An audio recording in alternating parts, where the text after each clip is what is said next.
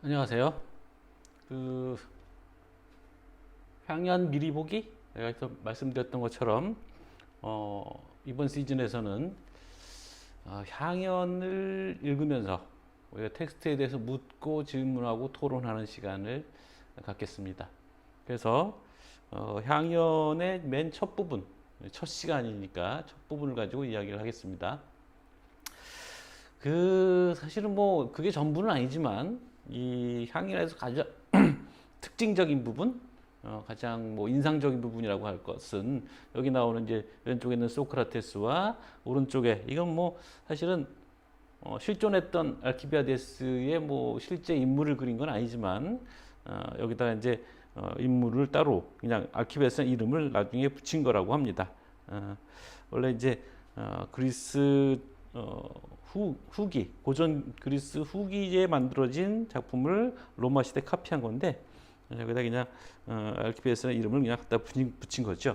잘생겼죠. 뭐 그거는 아마 공통점일 거라고 생각합니다. 실존했던 알키비아데스와 여기 동상에 이른바 알키비아데스하고 여기 이제 그리스어로 알키비아데스라고 써 있어요. 자, 이 둘이 이 향연 안에서 옥신각신 대화를 하는 내용이 후반부에 들어 있는데 그래서 굉장히 인상적인 부분이라서 우리가 이제 향연을 시작하는 마당에 이 두 사람을 이렇게 클로즈업 투샷으로 잡았습니다. 자, 향연 틀박 대화라고 해서 향연 172A1부터 174A2까지 여기 뭐 다 아시겠지만 스테파노스 페이지라고 모든 전 세계 번역 플라톤을 번역하는 사람들끼리 공통적으로 사용하고 있는 페이지 수입니다. 번역마다 다 페이지가 다르기 때문에 공통된 페이지 수를 사용하는 거예요. 그래서 맨 앞에 172A1부터 174A2까지 틀박대화라는 이름을 붙였는데 그 향연 요약에서 얘기했지만 이야기를 전달하는 바깥의 이야기와 전달받는 이야기 액자 안에 있는 그림처럼 그런 액자 구조를 갖고 있다고 얘기를 했죠. 그래서 틀 밖에 있는 부분부터 먼저 다뤄보겠습니다. 그래서 틀 밖이라는 게 이제 뒤에 질문이 나오겠습니다만 소크라테스가 아가톤의 잔치에 가서 그 했던 이야기들 나눴던 이야기들을 누군가 듣고 와서 A라는 사람이 듣고 와서 B에게 얘기해 줬는데 B가 다시 C에게 얘기해 주는 그런 구조로 되어 있어요. 그러니까 이야기가 지금 돌고 도는 거죠. 향연이 갖고 있는 독특한 점입니다. 자, 그래서 요 내용 그 앞에 이제 요약 부분에서 얘기를 했으니까 다시 반복하지는 않겠습니다. 그러니까 어떤 사람들이 찾아와서 B에게 그 얘기를 같이 들려달라고 하니까 이제 B가 A에게서 들은 얘기를 이제 C 또는 C들에게 전해주는 거죠. 그래서 여기다 우리가 이런 질문들을 찾아봤습니다. 173D 부분에 보면 이 지금 동료에게 이야기를 전해주고 있는 사람이 바로 아폴로도로스거든요. B에 해당하는 인물이 아폴로도로스인데 이 아폴로도로스의 동료가 자넨 자네 자신과 다른 사람들에게 사납게 군다. 자기 자신에게도 그렇게 한다는 거죠. 다른 사람뿐만 아니라 다만 소크라테스 선생한테만 빼고 소크라테스 선생한테는 뭐 공손하게 군다는 거죠. 라고 한 말이 이 동료의 말이 맞다면 실제로 그렇다면 그러니까 소크라테스를 아폴로도로스가 일종의 사랑을 하고 있는 거죠. 소크라테스를 사랑한단 말이에요. 아폴로도로스가 하는 소크라테스의 이 사랑, 이런 식의 사랑, 자기 자신과 다른 사람들에게는 사납게 굴면서 소크라테스에게만 유독 살뜰하게 구는 이런 사랑, 이게 올바른 사랑일까?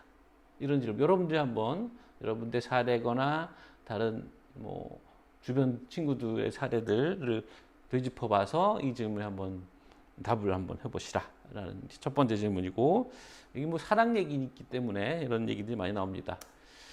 자, 두 번째, 이 뒤에 있는 장면은 이제 아까 얘기했던 것처럼 향연이 전반부, 후반부는 크게 나눠지는데 후반부라는 게 바로 이제 알키비아데스 등장이거든요. 그래서 알키비아데스가 아가톤의 잔치에 뒤늦게 술이 취해서 도착한 장면을 이 뒤에 배경 그림으로 잡았습니다. 여기 소크라테스 모습이 보이는군요. 여기 월계관을 쓴 아가톤이고 저쪽에는 벌거벗은 잘생긴 알키비아데스가 보이는데 배경 화면으로 처리해서 뭐 잘 보이진 않을 겁니다. 자, 소크라테스, 알키비아데스 이 둘이 연인 관계로 되어 있거든요. 굉장히 미묘한 관계입니다. 알키비아데스가 소크라테스와 연인 관계고, 이게 그리스 동성애 문화가 있어요. 그래서 통상 이제 청소년기의 소년을 대상으로 장년기의 남성이 연인 관계를 맺는 거고, 물론 육체적 관계도 포함되기도 하고, 또 그 이후에 이 둘이 더 이제 무슨 뭐 후원자와 후원받는 자의 관계, 패트론 관계를 맺기도 하고 복잡합니다만, 당시 그리스 그리고 아테네에서는 동성애 문화가 이런 식으로 남성들의 동성애 문화가 성행했다는 거. 그래서 근데 사실은 이제 소크라테스, 알키비아데스는 이제 향인을 읽어보시면 알겠지만 통상적인 동성애 관계하고 좀 달라요. 고대 그리스에서도.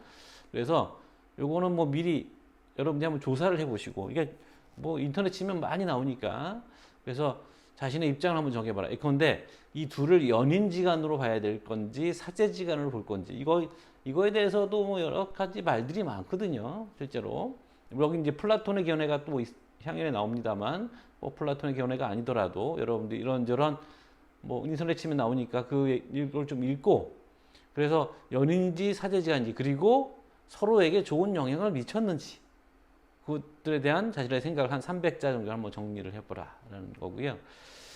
플라톤의 작품 같은 경우에는 향연 이학 작품, 그 다음에 알키비아데스라는 작품이 있고요. 향연을 2번 썼네. 프로타고라스, 프로타고라스를 잘못 썼군요. 프로타고라스라는 요 정도의 알키비아데스에 대한 이야기들이 나옵니다. 간단하게 이제 얘기하면 소크라테스가 사형당하잖아요. 소크라테스가 사형당할 때 죄목이 뭐냐면 젊은이들을 타락시킨다 였거든요.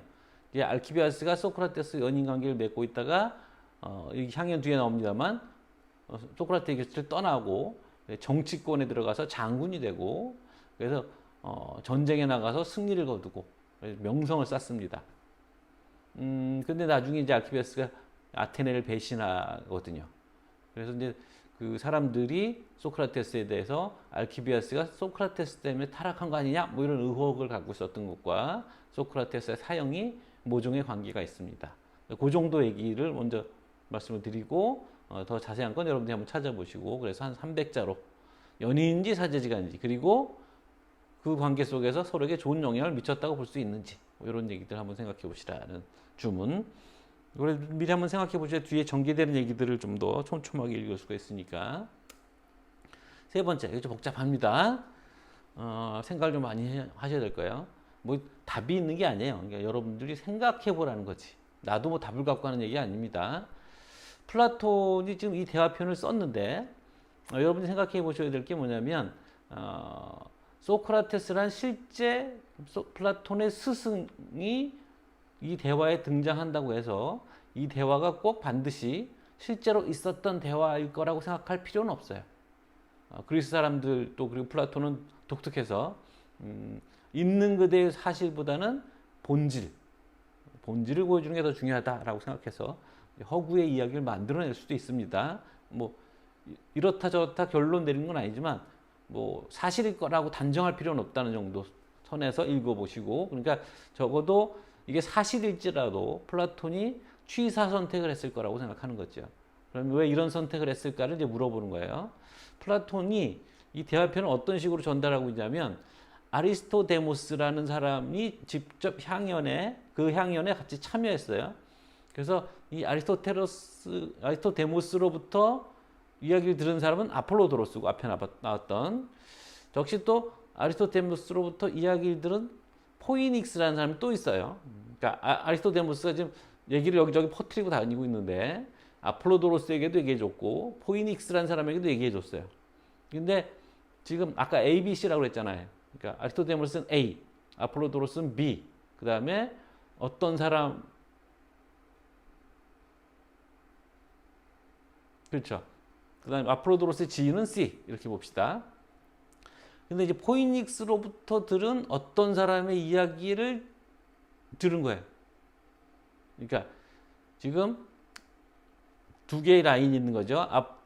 아리스토데모스로부터 아폴로도로스로 바로 간 얘기가 있고, 아리스토데모스로부터 포이닉스로 갔다가 또 그 사람한테 얘기를 들은 어떤 사람으로 갔다가 또 그 사람한테 얘기를 들은 아폴로도로스의 지인까지 간 거죠. 그래서 아폴로도로스의 지인이 건너 들은 거죠. 그러고는 좀 명확하지 않으니까 아리스토데모스가 아니라 아폴로도로스에게 그 얘기를 다시 물어본 거죠.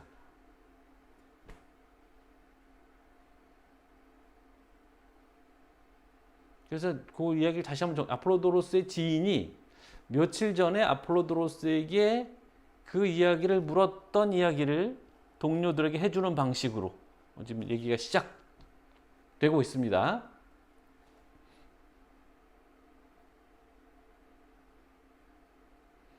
자, 그래서 이렇게 대화를 복잡하게 꼬아놨는데 이렇게 대화의 바깥에서 이런 식으로 대화를 시작하게 되면 안의 대화에 어떤 효과를 주게 될까? 이게 이제 액자 방식이라는 거잖아요. 전달받는 이야기는 안에 있고 전달하는 과정에 대한 이야기인데 굉장히 복잡하게 꼬아놨어요. 이렇게 해놓으면 그림도 액자가 어떤 액자냐에 따라서 영향을 받는 거거든요. 우리에게 이제 어떤 인상을 주니까 그런 것처럼 이렇게 복잡하게 꼬여서 이야기가 전달되는 방식을 액자의 틀로 만들어 놨을 때 그 액자 안의 이야기들은 어떤 영향을, 어떤 효과를 받게 될까? 우리 그 얘기를 그런 식으로 전달받을 때. 그걸 생각해 보시라는 겁니다. 그래서 이게 바로 이제 액자를 잘 보여주는, 액자 구성을 잘 보여주는 거예요.